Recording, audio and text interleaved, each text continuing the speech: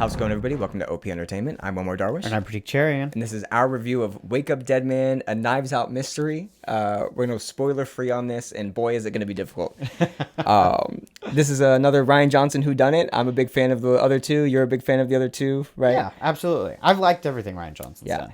I'm just going to say this. This is going to be a tough review for what I said earlier because of the spoiler aspect of it, but also because, man, this has been a year of some of my favorite directors just doing some good stuff, but also really letting me down. And boy, did this movie let me down, especially at the end. Pratik, what did you like about this movie? I really wish there was an app where I could talk about Jeremy Renner's performance. So, somewhere, someone should make that. Anyway, I really enjoyed it. I know you had a lot of gripes with it. I had a great time. I will say, I do think that one of the things with this movie, as opposed to specifically the first Knives Out movie, but I think the other two as well, I feel like this is one of those movies where when I watched it, I felt like Rian Johnson had a lot of things he wanted to say and a lot of things he wanted to touch on. And plot and a well-written mystery were not one of those things that he wanted to say. Secondary. Yeah. With that said, I mean, I still enjoyed it. I think we would both agree that we found it a little telegraphed. Yes. But I mean, I think it's very obvious. Like it's very possible that someone watches this movie and misses some of the clues or falls for some of the red herrings and then is completely thrown by the end. That's quite possible. I think that's what makes like reviewing the way a mystery is written hard, is because so much of it just depends on which things you grab and which things you don't. Yeah, I'll say this: if you are even trying to figure out the mystery, you'll figure it out. At least for me, like, and I'm not someone who like figures out everything in movies right away. Like the first two, I want to call them the first two Knives Out movies. Just do it. Yeah. They do a much better job of like, you don't really know what's going to happen at the end. Like if you pause the movie after the first 20 minutes and asked everyone in the audience, what do you think is going to happen? You're not going to pick right away what's going to happen. In this, I feel like at least half of the audience in the first 20 minutes of the movie would have been able to tell you what's going to happen in this movie. Maybe one little detail here and there, but yeah, it's too telegraphed for me, and that's my second big flaw with the movie. Sure. Are we getting into the flaws? Because I was going to ask, so what did you like about it before we start harping on the flaws? Because I think you could go for a while on what flaws. I liked about it is Rian Johnson is still a great filmmaker, and while this is his worst script, it's still shot very well. The characters kind of suck, other than Josh O'Connor's character. All the other characters in this are, I mean, I know I'm talking about something I don't like, but all the other characters in this have no depth whatsoever. They're just caricatures, and they really have nothing to them. Yeah, that's a gripe, but I'll get into that later. Josh O'Connor is great in this. His dynamic with Daniel Craig is incredible in this. It's so much so that it makes me sad that like they're not just like doing team up movies together, and like the next Knives Out is just going to be those two like solving a case.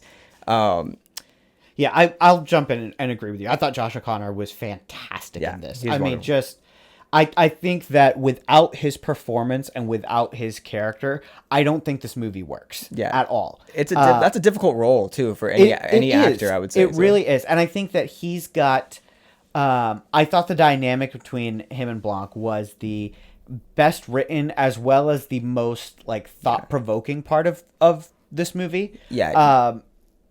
Sorry, go on. Go ahead. No. He really delivered this like soft genuineness to him, but also like you can see this edge that this character, this underlying edge that this character needs. And I honestly don't know anybody else that could have played this after seeing this now. I'm trying to put other actors in that role, and I don't know who I would want to see do this. I think the thing that Josh O'Connor does so well, beyond just all the nuances of the character, is just really like he really loses himself in that role, and not in like a method acting sort of way, but in that when I'm watching it, I'm fully like just thinking about the character and the character dynamics, and not like, wow, Josh O'Connor acting. Yeah, which I think this is the same guy from Challengers. Yeah, you're not seeing that. Yeah, and I think with a lot of other actors, there would have been a little bit more of that, like, oh man, like this person's acting, and that went away, which really just let the character and the things the character is going through shine. Yeah, and you can even like you're forgiven for like being a little, I don't know what the word is, like you can have a bit of like a showboaty performance in these kinds of movies. Like the previous two movies do have that. It's not like we're giving Oscar performances, but I would say his performance in this at times, like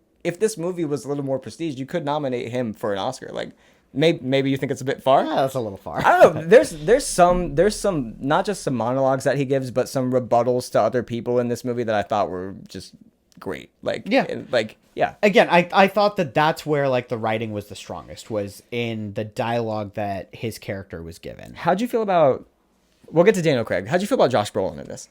Because I feel like he's kind of the secondary, maybe Glenn Close as far as like performances. I liked Josh Brolin better in this than I liked him in The Running Man, but not quite as much as I liked him in Weapons. Forgot he was in The Running Man until you just said that. Yeah, I think this is our third Josh Brolin movie of the year. Yeah. No, you mentioned that, and I was like, what else was he in? Yeah, I'm wiping The Running Man from my memory. I thought he was fantastic in this. Yeah. I thought, without saying anything really about his character, I thought Josh Brolin gave a great performance, and that's all I'll say. Yeah, that's fine. Yeah.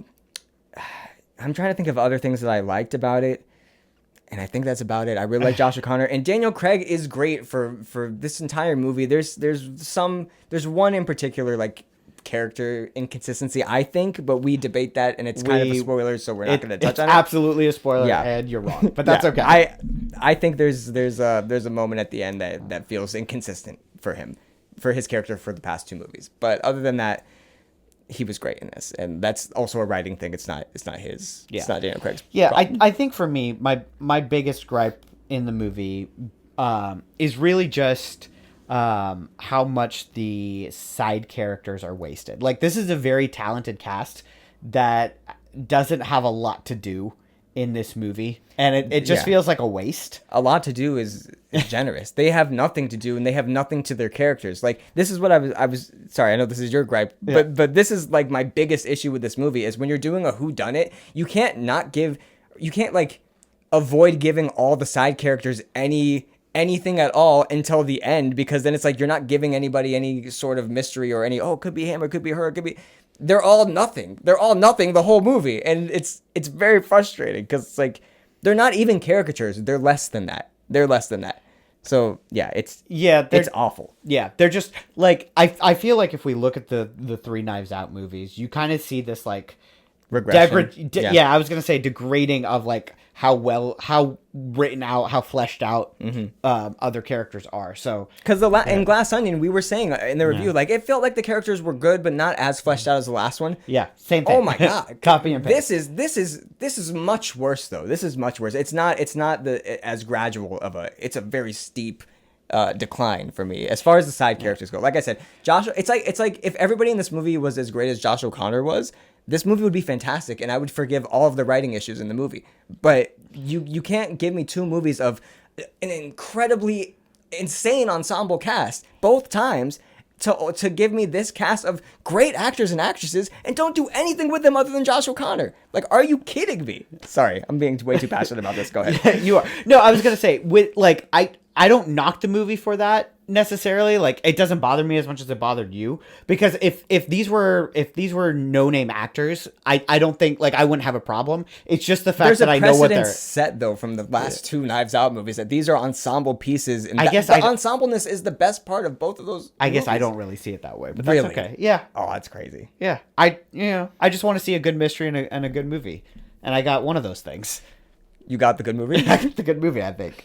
I got a decent movie. Is there anything else you want to say that doesn't spoil the movie? I really can't. I would honestly still say though, like, with all the gripes I have, go see this movie. Like, I will definitely still recommend this movie, and especially if you enjoyed the other ones. Yeah. If you enjoyed the other two, I think I won't say you'll definitely enjoy this one, because I love the other two, and I enjoyed this one. Yeah. I just didn't like, some aspects of it, and the third act in general has a lot of issues. I'll just say that.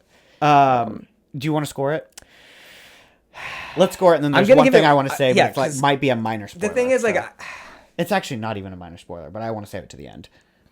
It's still like Rian Johnson. Like, it's still a great, like, there's still so much great movie in there. Like, I was invested in the whole movie, other than the fact that I felt like I knew what was going to happen the whole time, only to like be like, only for it to like include me, be like, yeah, that is what was going to happen. And so it's tough, because like I didn't.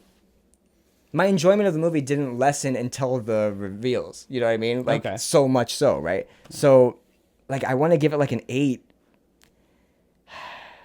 I'm thinking 7. There's some stuff to love about this movie, just like like I said, solely Josh O'Connor's performance in this, I think is worth the price of admission for the ticket. But yeah, the side characters in this are, where are they? They're non-existent this whole movie. This is the worst script out of all three of these Knives Out movies. It's definitely the worst out of the three Knives Out movies for me.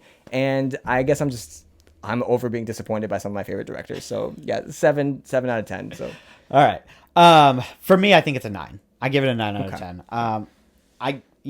I really enjoyed it. I loved Josh O'Connor in it. I thought Daniel Craig was great. I thought the mystery was, while I'm complaining a little bit about it being straightforward, I still enjoyed it. I still enjoyed the process.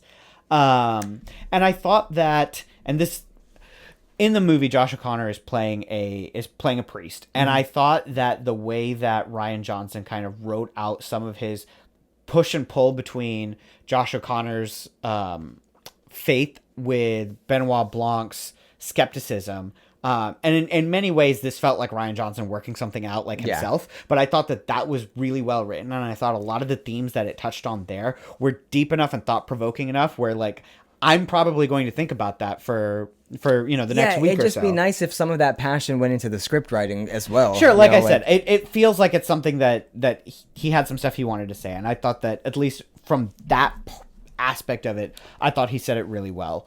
Yeah, not to counter, but it just feels like this movie is by far would you say the darkest out of the three? No. You don't think this is the darkest out of the three? Mm-mm. I don't know. I think there's some darker stuff in this than the other two, but at least tonally. And for the journey to have that kind of like dourness along the way, it makes the journey less fun. So when the mystery isn't that mysterious and the journey isn't that fun, you kind of lose, at least it lost me for a lot of it. But I think that when you're dealing with a heavier topic that engages in more of, that's willing to engage in more of the shades of gray than some of the previous movies were, I think that it shouldn't feel fun, because this is a writer that is working something out that isn't necessarily fun. Right, but I think that just makes the journey slow, especially when it's so telegraphed. Like this is a whodunit after all. And, but you're talking about two different things, right? Like, you're talking about script, plot, and pacing, and I'm talking about like general themes and ideas presented. Right, but if you're gonna give these themes and ideas in the tonal way that you're presenting them, which the framework of this movie is a whodunit, it just I feel like it just kind of dredges along for a lot of it if the whodunit aspect is kind of like, obvious. Yeah, I don't know. Disagree. I think there's two different things involved here. This is going to be a debated movie, I think, in a lot of households. I don't think it will. You don't think so? No, I don't think it will. Is this like widely people are liking this one? I don't know, because I haven't seen reviews or anything. It's just one of those things where I don't think people engage with these movies in a particularly deep way, so I don't think there's much that people are going to debate. But that's what I'm saying. In the third one, to all of a sudden try to make it deep, to shift all of your focus, it's seemingly into the deeper aspects of it. Like, I appreciate that, but you got to tell a good story along the way, or it doesn't matter. Like, if you're going to write a comedy, and it's not funny, I guess my thing is, I thought it was adequate. I thought it was an adequate story. If not, it didn't blow me away, but I thought it was good enough. I just think that this movie felt like it was as clever as the previous two, and it just wasn't. And maybe it's a personal thing, but more gripes than not on this one. So. And yet you give it a 7. Do you want to reconsider? Because there's still Josh O'Connor. I would literally just take the scenes between Josh O'Connor and Daniel Craig, and I would watch this whole movie. But is that not where all of the themes that I'm talking about are presented? So what's the difference? Right, but it's not enough to carry a whodunit. That's why I'm still giving it a 7. I don't know. Because you like the themes being presented. Here, maybe I should have started this by saying Knives Out and Glass Onion to me are both 10 out of 10 masterpieces. Oh, so to go from that to this is just we reviewed that. I can go double check whether you did. 100%. I think upon first watch of Glass Onion, I gave it like a 9, but it's definitely a 10. I love Glass Onion. This one is. It just really puts on display the talent involved in the previous two, and like the script writing techniques that were clearly on display. And now it's, I don't know. I've gone from like, now I'm just not even excited for the next one. And this was one of my favorite franchises. So it's a bummer. It's a bummer. What are we doing next week? All right. I think we're doing Hamnet. We are doing Hamnet. So that should be cheery and happy. Yeah, okay. All right. We'll see you.